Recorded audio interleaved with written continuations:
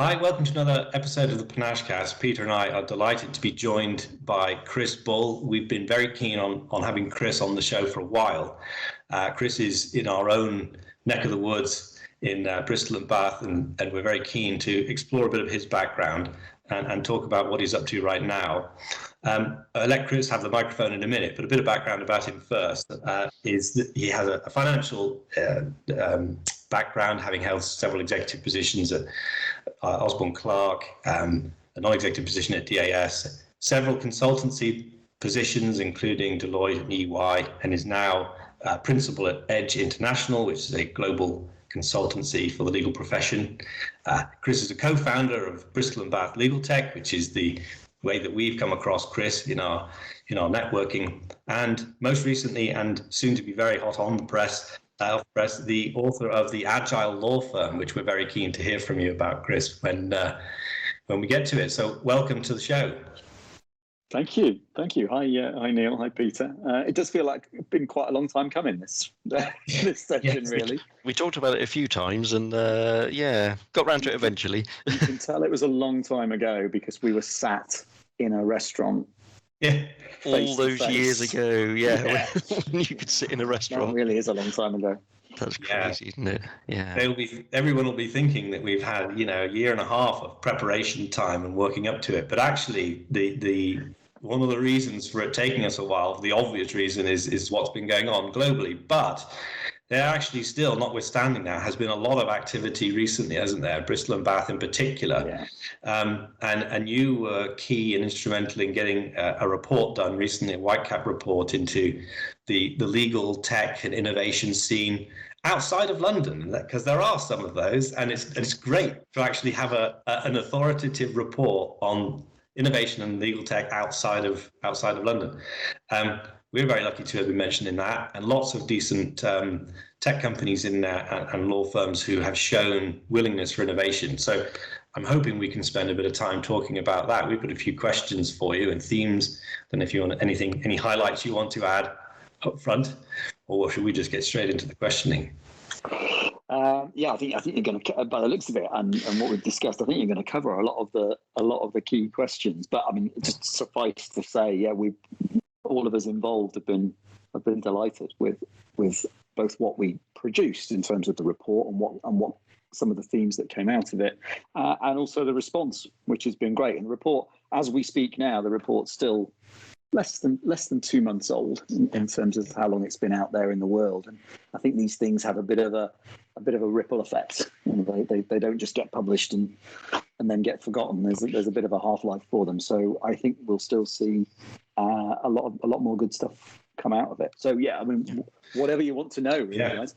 Well, the good stuff coming out of it, I mean, including an example this morning with our good selves and some of the organizations organized by one of the tech companies that you highlighted to sort of start that network ball rolling, which was great, and it was great to hear everybody's pitch.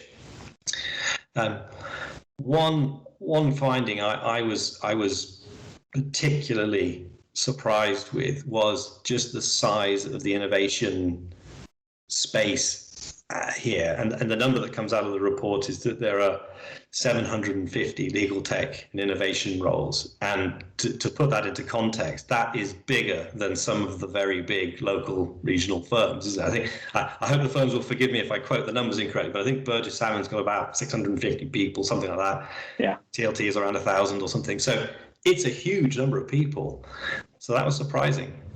Yeah, we don't necessarily get all of those people for our Bristol Bath Legal Tech meetups, sadly. Not yet. That's set as a really interesting target now. Just how engaged is this community? Well, you haven't got that many people turning up, but we do get some great turnout. We had really good turnout for the event you were talking about that you guys were involved in just this morning. It's my favourite finding from the report, because you always want to find something when you're doing research, and we commissioned Whitecap, which is a research consultancy, to do this piece of work, and you kind of know you're going to find a lot of stuff that everybody knew And you're going to find, you're going to be able to cite some things that law firms are doing, some tech companies that are there in plain sight. But what I was really hoping for is we use the report opportunity and the ability to spend quite a few months digging a bit deeper, doing interviews, kind of going from lead to lead, saying, oh, well, that's really interesting. Could you introduce me to that person? I'll dig a bit deeper. And I got really a bit obsessed by this number early on, because I was talking to law firms and tech companies, and they were talking about the people they'd got, and I would always ask them, how many people are doing that kind of job then? How many people that? And almost back of a fag packet, I was starting to tot it up, thinking, God, this is a lot of people we've got here, more than anybody would have expected. And I think at one point I guessed that we might have 500. And everybody I spoke to and involved in the report said, surely not, it's way too many. There's not that many people. And then we came up with this, actually, it's more than 750 number. So it is really striking. And as you say, kind of imagine them, that's a large business's worth of people. Yeah. Or, imagine what kind of, arena that group would fit into if you had them all working in a space. And I think it's a really important number, because we think a lot about the ecosystem, not just as where it is today, but how it's going to grow and develop. That's kind of the key point of forming the group and trying to support businesses like yours and ideas that are out there that law firms propagate. And so it's about generating growth and development, and the fact this is 750 and rising, and there's quite a few vacancies being cited to us as well, is fantastic. That's 750 technical or innovation jobs in the legal sector, just in Bristol and Bath, a fairly small area, and that means jobs that will. Some of those people will leave, move on to other things. That will give another seat for people coming through schools, universities, colleges. So we think we can try and galvanise that number of people in order to kind of promote the sector.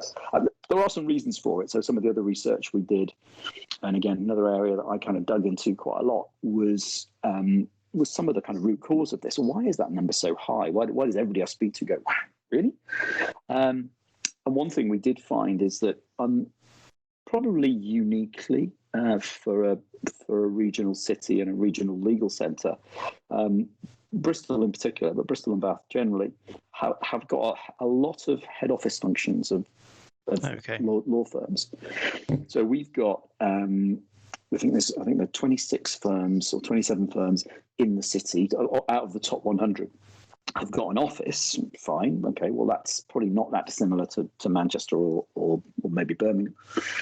But of those, there was 17 have got some form of head office function based here, and a lot of those head office functions have IT, innovation, transformation teams, client service and support teams, and many of those folks are working for national and international internal customers. We've got teams in DSE Beechcroft and TLT and Osborne Clark who are serving people in the US and Germany and all over the place, which gives you some really large groups. And some of those firms I just mentioned have got up to 100 people. Yeah. And that adds up quite quickly towards 750. Yeah. So yeah, really excited. And was this why, the reasons behind commissioning this report and stuff is because you say you knew some of this information, but not all of it. And we know that there's a bit of a hub in this area for this kind of thing, but no one's got the numbers against it. People talk about things happening, but no one really knows that. And was that the driving force behind commissioning this report to really put a highlight on that and get some facts behind those, the kind of thing, what people are discussing? Yeah, definitely, Peter. It was it kind of twofold, I admit. One is we wanted to learn. So we wanted, even though we're here, this, you're based somewhere, you work in a market or a sector. It doesn't mean you know everything that's going on. You can't do that. So we thought we got to a point. I think we not quite, but almost 2 years in to having, since we've founded and set up the idea of Bristol and Bath Legal Tech. And that, I think, really, when we first did that, that was almost the genesis of, maybe there is a bit of a cluster here. Maybe there is something going on. We should perhaps try and bring those people together into a bit more of a community. And so fast forward to where we got to last year with commissioning the report. I think we felt there was still a lot we didn't know. So we wanted to find out. But I suppose part of it was finding out 750 people, and I'm sure we'll talk in a minute about how many legal techs there are in the region and stats like that. But of course, what we also wanted to do was pull it all into a great package that we could use as a vehicle for promotion and communication. But there's a constant refrain. You hear it in the West of England, in every sector. It's not just ours by any means, but I've talked about it a lot over my recent career with professional services and legal services, that we've got incredible companies doing great things, but of all the regions of the country, we're the least likely to shout about it. There's something a bit West of England cultural, there's kind of a West Country. We don't go shouting about things, and we look pretty laid back, and it doesn't feel sometimes like the most kind of aggressive, assertive business culture. And I think we all fall foul of that a little bit. And that was certainly true of the legal sector, where, forget legal tech for a minute, just look at the law firms in Bristol and Bath. And, for the size of economy we've got, the quality and scale of law firms is just punching way above its weight. There's no way when you look at Bristol and Bath in the West of England that you would expect it to have that many top quality national, international law firms, and still they come. Still others are growing, and so we wanted to do something really practical with the report to say, let's get this down, let's provide the evidence, and let's kind of partly use it to convince ourselves that we've got this. We've got this incredible centre of excellence, this great potential, and then let's use it as a vehicle for individuals and their businesses, you guys and quite a lot of the tech companies who were on the session we had this morning, and some of the law firms who are doing great things and doing very progressive work and innovative work. Let's use it as a vehicle then, and a tool that they can all use to say, we're part of this. This incredible kind of international centre for legal tech and innovation. We're part of that. So it ideally becomes a bit of I think we talked at the start about a brand Bristol. Brand Bristol and Bath, even too many bees. Brand West, whatever. Yeah. And so I think that's the aim. And I think the report's doing quite well out there so far, less than 2 months. And I guess getting that message over. Exactly, and I guess that bears out by, like you say, we were involved with an event this morning that was organised by one of the other legal tech firms in the report, Barbel, and they invited along some of the other legal tech firms to do some almost like a pitch session, just to get the word out. And I guess that's off the back of this report. It shines a light on the firms who can then say, actually, we're part of this report. Let's push further. Let's now we've got a bit of a voice from that. Now we've been heard through that report. We can go and do our own things as well and start pushing out further. To be able to support, like you say, not just the legal tech firms but also the law firms to say, no, we're here. We've got a voice. Is really good. And do you think that will progress? Is there plans beyond now the report has been published and stuff? Has it? Twofold. Shone light on other things. Twofold, threefold. Let's go for threefold. Threefold, I think, in terms of what next.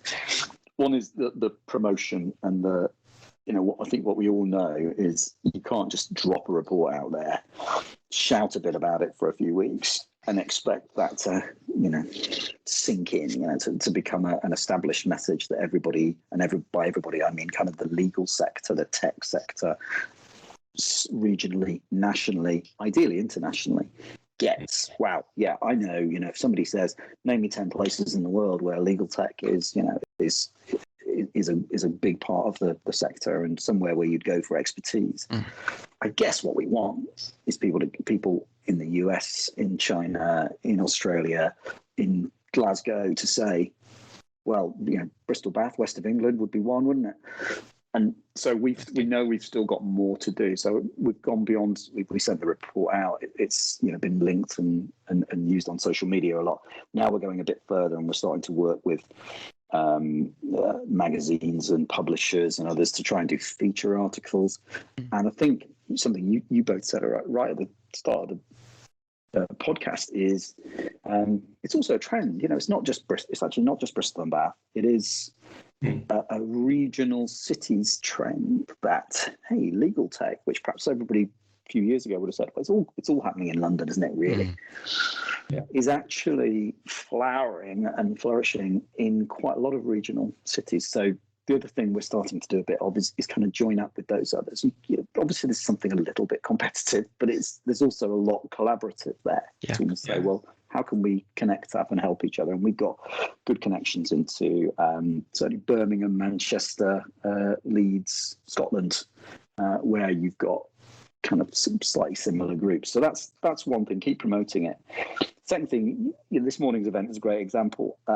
Is as simple as we just wanted to be a catalyst. This morning's event wasn't organised by Bristol Bath Legal Tech. We were involved right at the start in putting our stamp on it and promoting it, but that's great. Ridiculous for a small group of people that we are, really, all of whom doing it part time off the side of their desk, not the day job. We can't aspire to or pretend to try and do everything. What we want is to catalyse and inspire lots of other people to do things. So that's a big theme for this next 6 months, 12 months is just to see lots of little blooms start where people are doing their own things and in different ways. And then finally, we are still doing stuff.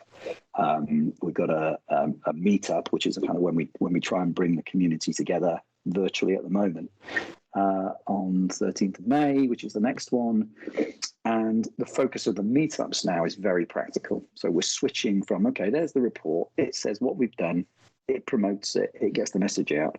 Now, what we're really focusing attention on is how can we support people who want to achieve something, deliver something. So particularly working collaboratively, maybe develop something, a project which has maybe a not-for-profit access to justice aim or something else. So we're very focused, and we've got a number of speakers coming up to the next event who've all got their own kind of passion project. This is what I'm going to do. This is what I'd like to do. Who wants to join me from tech companies, from universities, from law firms, from not-for-profit? So we really want to support that.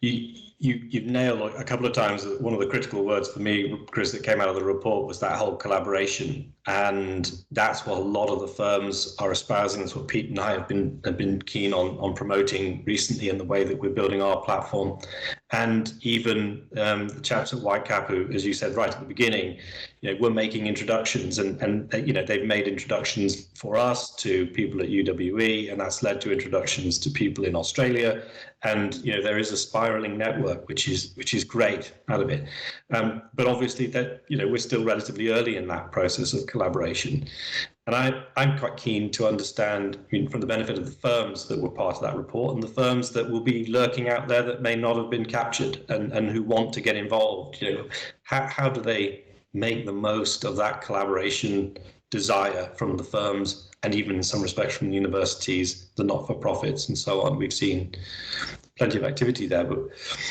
what's going to be the outcome of that, do you think? What does collaboration mean? I think you've got to be, I'd say one thing, and then I'll particularly pick up on some of the practical steps I think are happening. I think, to be really successful in growing this kind of community and industry and sector, you've got to have some people who are obsessive about connecting for people, about that. You said what is collaboration? Well, it's not an answer to that question, but it's a part of it. Is just connecting people, and I think we're very good at it generally in the West, and I think the tech sector in Bristol and Bath has been built on this kind of this kind of serendipity and constant kind of, well, you should speak to this person and you two should get together. And why don't we do this? And we are absolutely clear we've got to harness that. And I think we have got a number of people who are quite obsessive actually about, just putting people together and not for the sake of just, listening to somebody talk on an event, but saying, oh, you should be talking, you might want to do something. And you've explained a couple of examples of that. I think there's at the heart of the next stage is recognizing that whilst we've got a lot of goodwill and we've got some of that obsession and some of that mindset and loads of talent, we need a mechanism. We need some tools that help that genuine collaborating. I think everybody's, and this came out in the report, there were negatives as well as positives in the report. And if there was a kind of broad yes, but in the report, which I think is fair, it was, look at all this fantastic stuff they're doing in the west of England, isn't it? Great, yeah. They're connecting all these people, they've got meetups, they're doing this, doing that. But, what's coming out of it in terms of real concrete collaborative outputs? I think the sense was that we had quite a lot of feedback from tech companies and entrepreneurs and people with great ideas that, yeah, it's great being involved in some of this stuff, but it's really difficult to then get in to speak to a law firm. I think we even heard that on the event we were on this morning. It's really hard to convince them that they should spend time talking to us, particularly if we're small. We've got a bright idea, but we haven't got the kind of marketing budget behind it, and so we heard that a lot. Conversely, bizarrely, maybe a lot of the law firms said, we hear there are people in in our region on our doorstep. We might even know them who are doing legal tech. We don't know who they are. We heard a few of them at Bristol Bath Legal Tech events, but where are they? And is there a way we could work with them? Yeah. And I guess the law firms were saying, we don't just want people to come and sell to us, but we actually have got, I've heard a couple of firms who are very keen on pushing us, and we'll hear more about it in the next month or so, saying, well, we've got challenges and basically design challenges that we share with lots of other firms, we suspect. And you hear something similar from the not-for-profit sector. We'd love to work with a whole range of people, universities, tech companies, individuals, to help solve those collaboratively. We'd love to kind of put those challenges up, invite people in to come and help our large law firm with those kind of solutions. And at the moment, I think we have to be honest, there just isn't the mechanism for it. Yeah. So one of the things we're trying to work on without making it simple. Some of the conversations we've had recently, the word pop-up has come up. You don't need a big building and loads of infrastructure to do this. Yeah. We just need some simple ways of formalizing that connection a bit, and getting, one of the things I think we're very close to doing is just putting up some of those challenges, almost like listing them down and saying, here are some things that a number of people have agreed on we would like to solve using technology, using innovative thinking, and we would particularly like to open that up to the regional community to help solve. So I think we've got to come up with those additional kind of mechanisms and that aren't just throwing people in a room and connecting them on LinkedIn. I think I remember seeing some of those sort of maybe some earlier versions of those themes and thinking to myself, oh yes, I'd like to get involved with that one. And then you'd flash the next one up and I thought, I'd quite like to get involved in that too. And it would be hard to say no to some of them because they're all very appealing. And you mentioned, some of the local groups out there, and the report pulls some of these out. The Bristol Pro Bono group, there's your group, the Bristol and Bath Legal Tech, there's the West of England Combined Authority, there's Bristol Legal Hackers. There's lots going on, and you're right. I think it's sort of a place that people can go to look at what the objectives are, what the problems that people are having, and just sort of draw together to find ways of solving those would be ideal. So I very much look forward to seeing that information and hoping that will go up on the BBLT website in the near future. Yeah. And I mean, from my point of view, what do you? It's interesting when we talk about this collaboration thing, and it's interesting where you're talking about, bringing these firms together, and I sometimes think that this does need almost a third party to do this kind of thing, because I mean, you've got the law firms themselves who are trying to run a business and things like that. Their ability to resource those kind of things can be difficult. And then you've got startups in the tech industry who, one of the main drives of startups is to get funding. And to do that, you need to build your MVPs quickly, you need to get funding, you need to get customers on board. And those things are at odds against this kind of collaboration.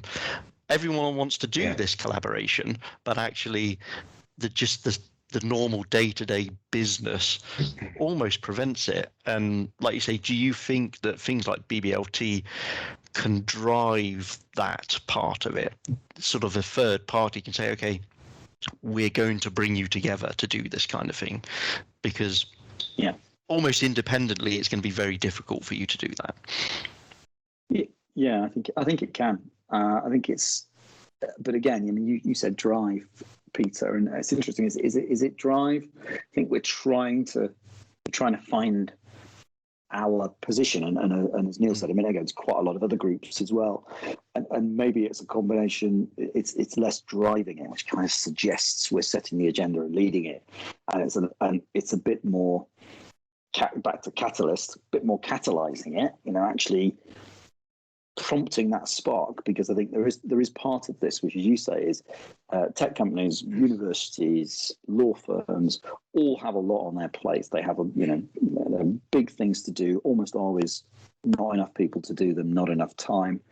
So sometimes even just getting started, getting the inspiration, being given the opportunity, being forced in a room together to talk about something specific, it is very necessary. So I think that's an important role for us to try and play. And there's a bit of driving in that, but I think it's effectively providing the platform, isn't it, to do these things, but not actually setting the agenda. It's a bit of the inspiration, but even then, we're hopefully just recycling ideas that are coming at us and kind of packaging them and putting them together and helping get people interested in them.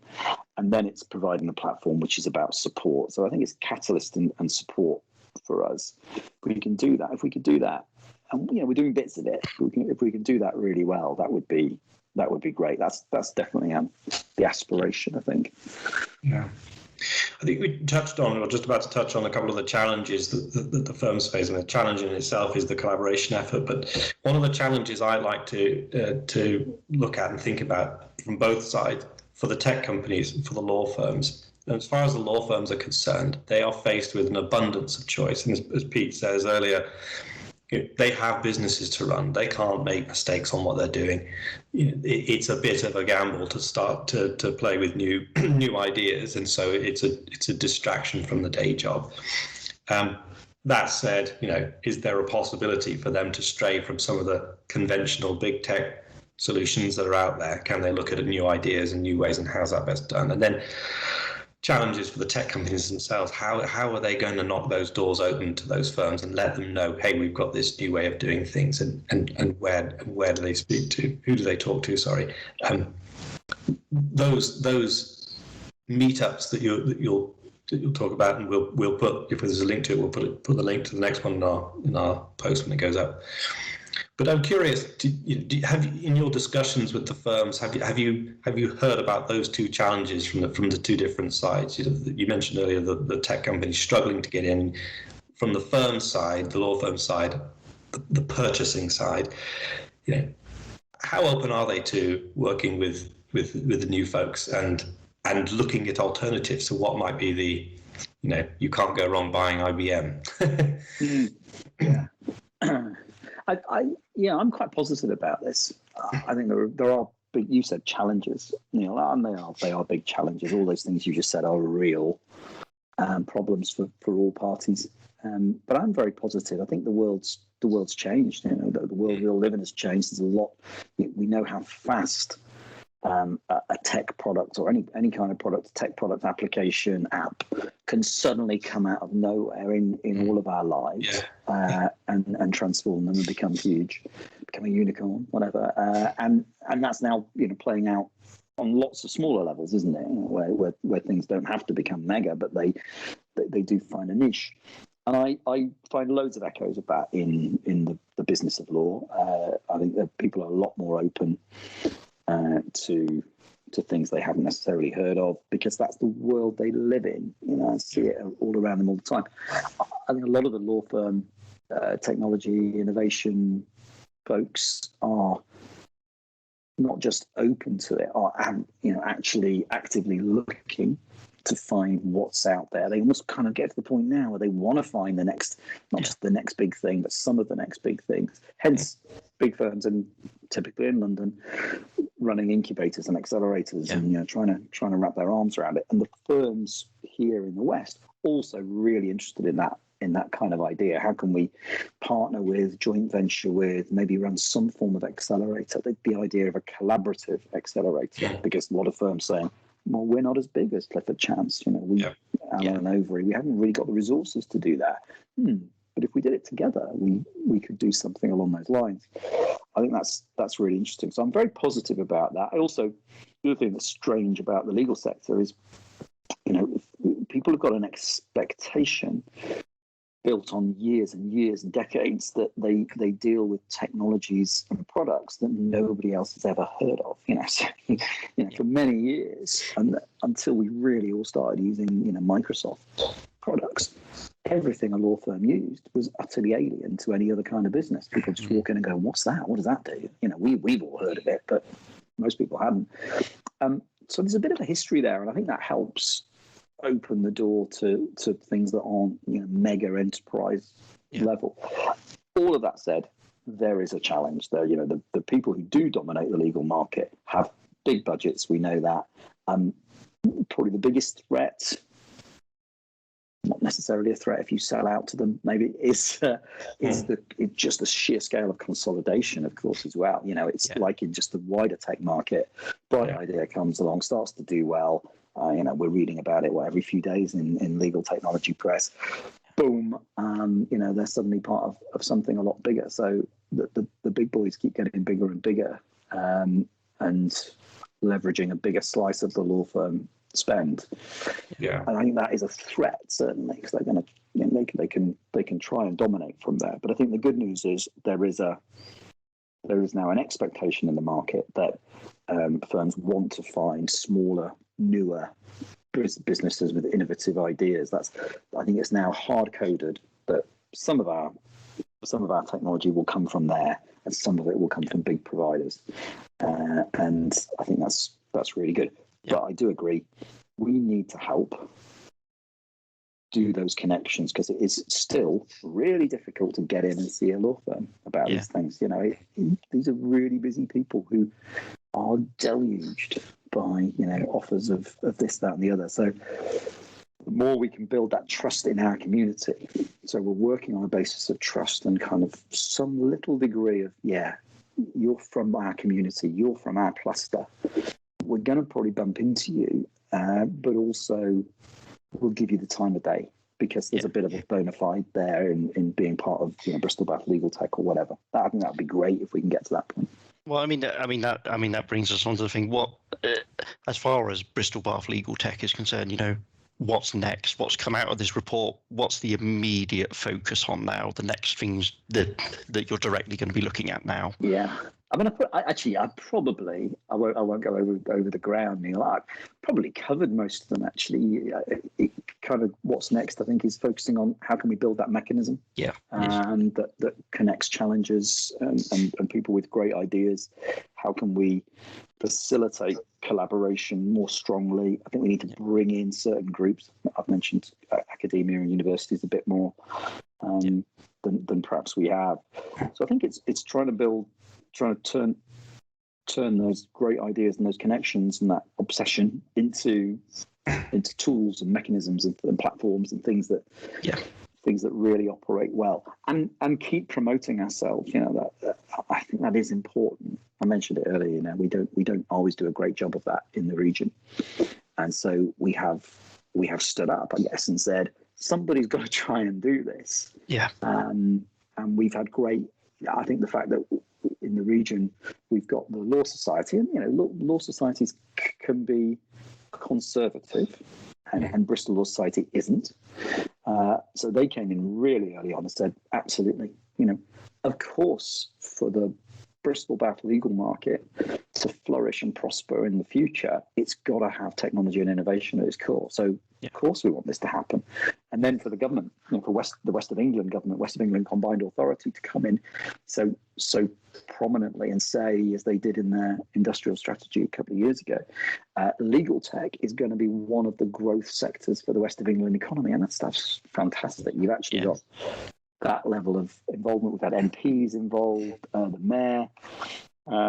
So I think, I think very exciting. That's it's still about, I think, those, let's build the platform, let's build the tools, and I think it's going to be a really interesting year coming out.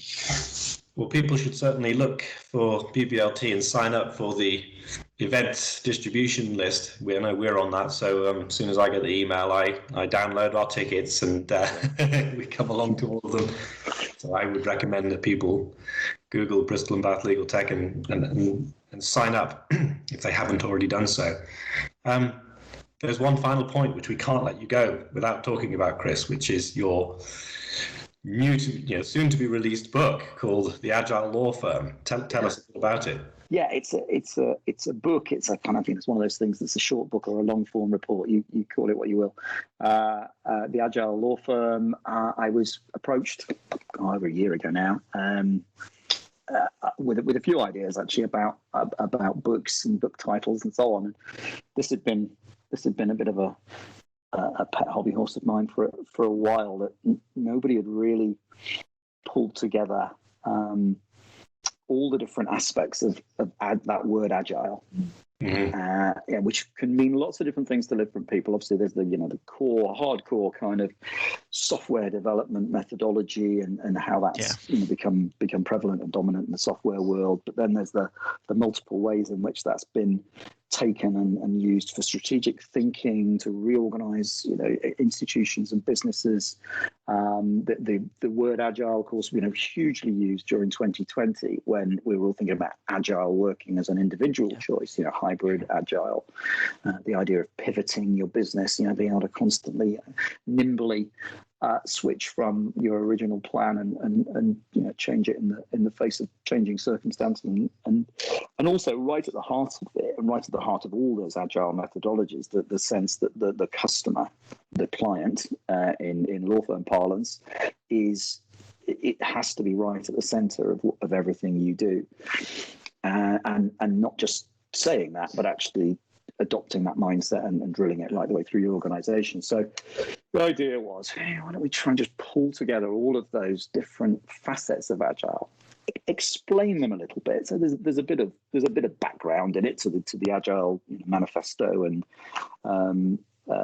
the original agile principles and articles, and a lot about how that fits in with lean and Toyota, and a load of stuff about human design practices in there as well, how it's been applied in legal to date, which it's sometimes things as prosaic as Kanban boards and so on. But then particularly focusing on, if we look at the 21st century's leading businesses, the superstars, the Netflix and the Amazons and the Apples and so on, who have really shone. They are all agile proponents. They would all describe themselves as agile organizations to the way they work through small teams, highly decentralized, very obsessively customer centric. And so the book really tries to say, take all this together. If that's what an agile organization is, what does an agile law firm look like? And how would you create a more agile law firm, either from scratch, which I think there are a lot of people out there doing at the moment, or more likely for most of the readership, if I'm honest, from I don't think we are that agile today. Yeah. How do we become more agile? So it's a bit of a, I think I describe it at the start, is it's a manifesto. So it is a bit soapbox. It's a map. So it does say, okay, it's a roadmap. How would you get from where you are to today? And it's a model. It's got quite a lot of very practical stuff in there about, okay, here's a model, here's a process, here's a way of sort of doing this in a law firm environment. So hopefully people enjoy it. I'd love to say I enjoyed writing it. I enjoyed bits of writing it. I like all these things. You take it on and realize you've bitten off far more than you really. Was this your first experience of writing something like this? No, it wasn't actually. I've done. I think it's my third of this size. And you didn't enjoy any of them. I've done some smaller things. I enjoyed this one more than the others. That's okay. So, yeah, it was a bit more, as you can hopefully tell from that little description. It was a bit more engaging, and I think genuinely fascinated by it. Particularly about practically how do you do this? Law firms. The idea of the Agile Law Firm, I think it probably says at the start of the book, is kind of often met by people going, well, that doesn't make any sense. What the hell would an agile law firm look like? Yeah. So that's what we've done. And again, a bit like the report we talked about earlier, in a way, you publish these things, and then they really start. The work begins there, because then you've got to try and sort of talk to people about it and engage with it. I'm really interested to see how we can take the ideas forward across the sector. So look forward to describing it in more detail at some point. Yeah. Very well. We'll definitely put a link to your profile page, which contains that on our notes afterwards, and so when people want signed copies and things, they can email you and form an orderly queue. Form an orderly queue. Thank you, guys. Well, brilliant. Thanks ever so much, Chris, for coming on, and it's great to finally have got it done, as you said at the beginning, and couldn't be happier about it. Maybe we can have you back once the book gains its traction and you can talk us through it. I'll come with my big stack of unsold copies. It's been great to speak to you, and we'll all catch up again at the next BBLT event, I think.